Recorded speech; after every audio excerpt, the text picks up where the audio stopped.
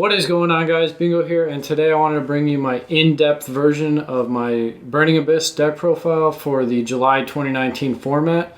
I took this to my locals this weekend, and it honestly overperformed. It's not the usual locals I go to. It's actually I was up in the area by my old one, and there are a ton of good players there. People with multiple tops for YCSs. None of the YCS champions were there today because it is the off season, but it is a very competitive locals. We had 5 rounds, and the deck overperformed. Honestly, I've always had fun with Burning Abyss, but right now, I'll explain any complaints I have. But this is going to be the in-depth version of the deck profile. If you want just the profile, there will be a link in the description where it's just the cards, and I'll move on. But I'm going to explain every card choice right now, so it's probably going to be a pretty lengthy video. Like I said, it was 5 rounds. I played against round 1, True Draco. I won in 2-0. Round 2 was Mech Knight Invoked. I won 2-0. Rounds 3 and 4 were both Sky Strikers, and I won 2-0. And the last round was Danger Thunder, and I won in 3. So, I won in the 3rd round. Okay, so we're going to start with the main deck right here. It is 40 cards, and I actually was choosing to go second with this deck because I feel like this deck is extremely resilient, and that is one of the strengths of the deck, so I wanted to capitalize on that going first. It does have a couple of bad matchups, and that being mostly like Mystic Mine, and if a Floodgate deck opens up pretty broken, you're kind of screwed. But starting off with the Burning Abyss monsters, so we're playing 2 Skarm. Just ideally, if you're forced to go first, you want to resolve this on that first turn of the game. Honestly, I don't think I went first once because I either won the die roll and chose to go second, and then they made me go second game 2. But I did resolve this card multiple times. You don't need more than 3 because you just need to resolve it once, search tour guide, and then go from there. Then we're playing 2 Farfa. 2 Farfa came up a lot because you just want 1 in the deck to resolve the effect. The banish effect is extremely strong. You can use it to dodge effects. You can out problem monsters. Obviously, everybody knows the deck's been around for 5 years now. I'm not going to go too much in detail, but I would never play more than 2. I did never want a 3rd one because there's enough level 3 extenders where you don't need to just waste that spot, because you don't want to be in this position where you have to use the special summon effect of Farfa, and then you want to also, in the same turn, use the banish effect. So onto the 1-ofs. We're playing 1 Graph because we can only play 1 Seer, 1 Alec. Before I go on, obviously, Graph and Seer, they're limited for a reason. They're broken. Alec was extremely potent in the Sky Striker matchup, being able to negate Kagari after Array effect, or just preemptively negating Hayate when he's going into a battle phase. It's extremely strong. It came up every single match or game of a Sky Striker match this weekend. 1 Libic because you have to play 1. Sometimes your Graph or Seer gets stuck in your hand. Calcab, the effect honestly didn't come up this weekend, but that's because I was blinding second, so I didn't need to end phase bounce anything to kill him the following turn. And then 1 Barbar, burn damage once per game, but honestly it's just chip damage at the life points to get them closer to being able to be in range if you are struggling to hit that 8,000 mark, which it's really easy to get 7,000 because that's Dante plus Boral Sword on an open field, but sometimes that 8k is kind of weird. And then for the hand traps in the main deck, we're actually only playing 3, and that would be 3 Ash Blossom. It's just the most generic hand trap.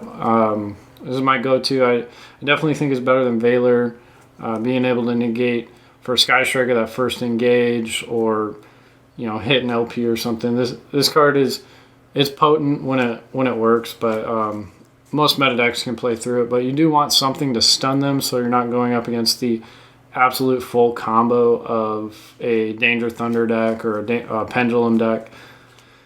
The normal summons, Honorary Burning Abyss monster, 3 Fiendish Rhino Warrior. This card is as good as it's ever been. It's nothing new with the deck. I do see quite a few people with Cherubini they'll send Fiendish Rhino to send Scarm, or they'll tour guide out Fiendish Rhino to send Graf. And like that just doesn't make sense to me. That's one less good mill that you can have because you're just adding an extra step with the deck. So what I mean is if you tour guide out Fiendish Rhino and then you link them off to Cherubini, and then you Fiendish Rhino and just send the Graf, like you accomplish the same thing as if you just summon the Graf off the Cherubini or off of the tour guide. So it gives you one less mill. That means you'll have access to one less free special summon from the grave, like Edge Imp Sabers or Sea Archiver's not a fiend, but you'll just have access to one less. And then the last normal summon of the deck is one Tour Guide from the Underworld.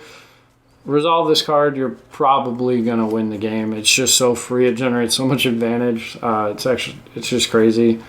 Then the Danger Engine, we're playing 2 Snake and 2 Jackalope. So I don't play Nessie because a level 7 doesn't do anything for this deck because it is make Cherubini and then combo. He's pretty important to just generating a ton of advantage that turn, as well as anything he's sending is going to be able to recur over and over again. It's just level 3 turbo, the deck. And all the cards generate enough high impact advantage. You can have a grind game. There are decks that do it better, but because, Edge of Sabers brings itself back, Sea Archiver brings itself back, and like the Dante Seer loop and Beatrice is a pain. You can bring back Cherubini with Seer sometimes. Like it is very, very resilient. And these offering the additional draws because, like I said, you are playing so many level 3 extenders, which we're about to get into, that it's just like it's so free that you can play through 2-3 interruptions like no problem. And depending on the kind of interruptions, like I full comboed under Skill Drain and ended with it was against True Draco. I cleared everything he had, and then I just had Yazi on the field, and he couldn't deal with it because he couldn't be targeted. Even under it was Monarch's Erupt, not Skill Drain. And then I'm playing 3 Psychic. This is the level 3 extenders. Playing 3 Psychic Wielder. Now, maybe one of these should be Psychic Tracker in case you open 2 of them. That never came up for me. I'm not playing a level 6 Synchro, so this is purely just as a level 3 free special summon. But the only change is maybe make one of these a Psychic Tracker in case you open them both. So you could normal summon the Wielder, or like normal summon one of them, special the other. One of the MVPs of the deck is 3 Reclusia, and that is because this card with Cherubini, so especially under Cherubini arrows, is free because you get a free pop. Cherubini protects Reclusia, and then you get a Dante because that's just what your deck does. This card was honestly, if you're not playing this at 3 in BA, like there's something wrong. And then the next Crusadia we're playing Arborea. This one, I don't know how it did because I legitimately never drew this card. I'm playing it because it's level 3 for one, and it's a warrior. So if I am forced to go first, there's a play that lets you search BLS and sit on Avermax and Beatrice. So I don't know. This was the first event I was playing this card for. I've been testing the deck a lot, but I really wanted to see how this card would do, and I have no idea. And then for the Cherubini targets, we're playing 1 Sea Archiver and 1 Edge Imp Sabers. Now, obviously, every card in your deck is a Cherubini target. Like, if you need a Livic to get a Graph out of your hand, or if you need something else for whatever reason, a Farfet out, a problem card because you can go for game, those are obviously viable targets, but these are your free extenders. Sea Archiver is a mandatory one of. I did not like it in multiples throughout my testing. But this card being able to recur itself over and over again because you just make Dante with it, and then if you can bring this card out on your opponent's turn. So if they special summon a card to a link zone, then you can just bring this card out from your hand or grave for free. So I mean, the interaction's niche, but it's still an option. But your Crusadia cards trigger this. It's just this card is a mandatory one of, and I think it's one of the best cards that we can send off of Cherubini. Edgem Sabers, this is more for Fiendish Rhino Warrior, because if you have access to everything you need, this is just an additional extender, as well as being able to put the next card back on top of your deck so you can mill it. So it's basically like you didn't lose the card. It's pretty good. We're playing the Destrudo, 3 Destrudo and Mermer. I don't think there's a question that you should be playing this engine in the deck. It's so potent. It is absolutely game-breaking when you resolve Yazi into Mermer. Popping a card, most decks have to target a card to negate it. Sky Striker, the Danger Thunder deck. If you can resolve this and climb into Boral Sword with like a Dante, you're just going to win the game. I've resolved this every single game. There's only 2 games out of all 5 matches that went more than 3 turns. And I say 3 because most of them were 2, except the game I lost against the Danger Thunder player.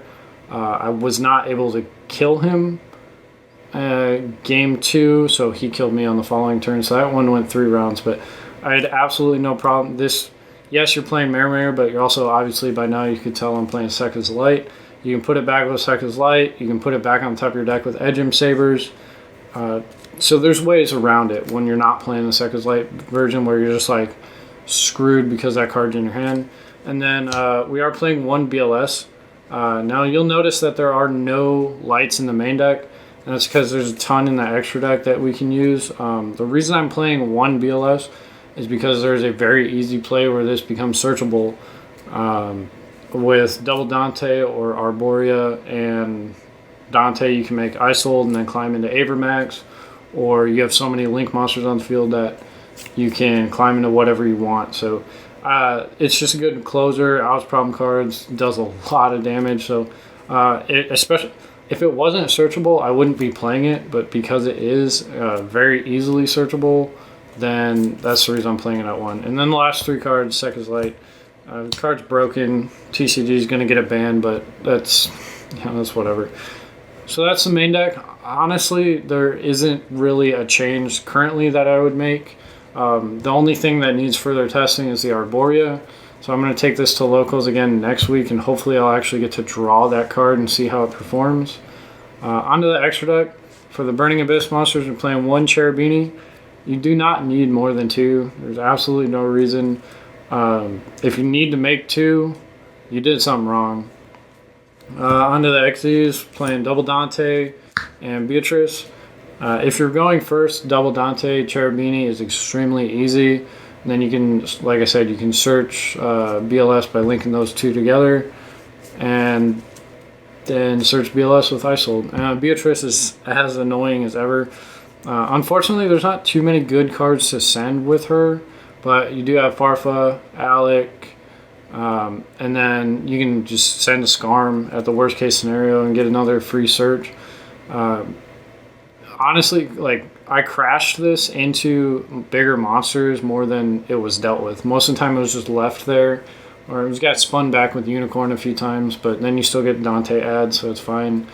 But I crashed this into a couple monsters that were like 2,700 or whatever, and then just summoned Purple Dante. And targeting protection in this format is appearing to be super good, because Avermax is a pain in the butt for almost any deck to deal with.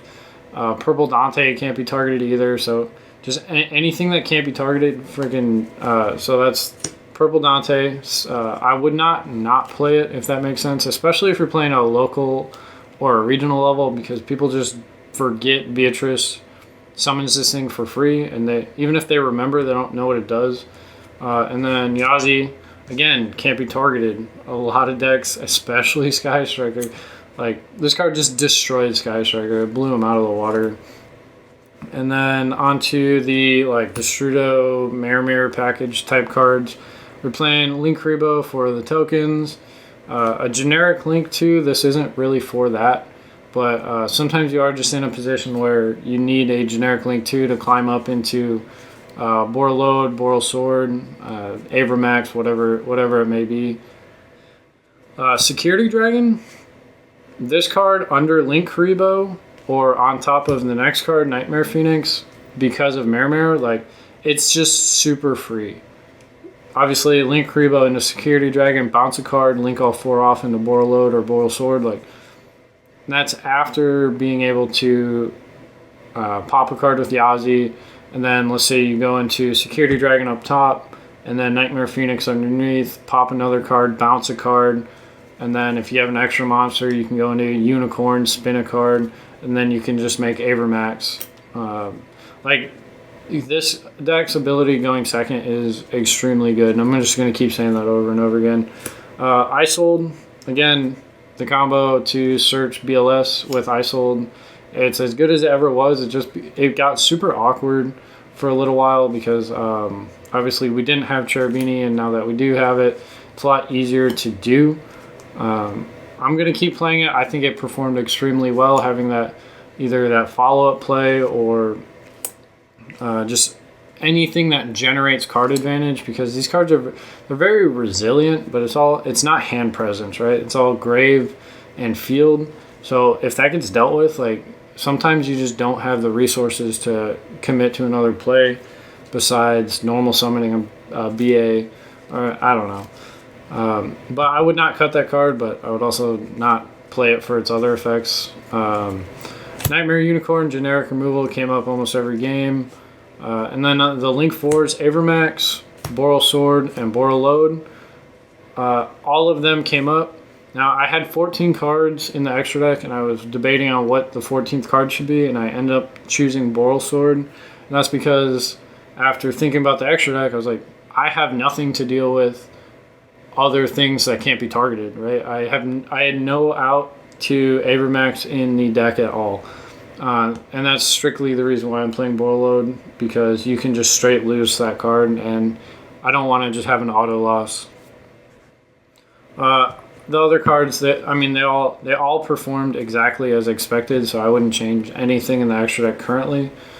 And then on to the side deck. So I'm showing you the side deck because it was a locals.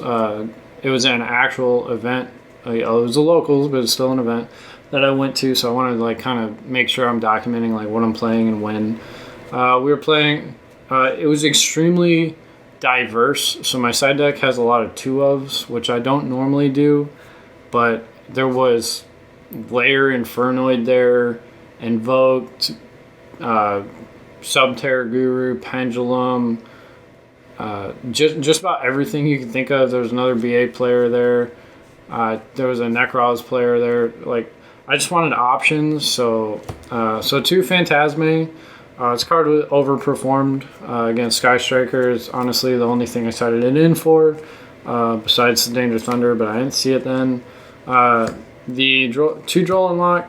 This card was extremely good against True Draco, Invoked, as well as the Danger Thunder. It was a heavier focused Crusadia build, so it kind of shut them down. MVP of the side deck is Pankratops. It's as good as ever. It's probably going to be in just about every one of my side decks that you see me play, especially since I want to go second. This card just, its field presence is kind of unmatched, especially against Sky Striker. Just being able to threaten any commitment to multi-roll is super important. And then the high impact spell and trap removals is 3 Twin and 3 Red Reboot.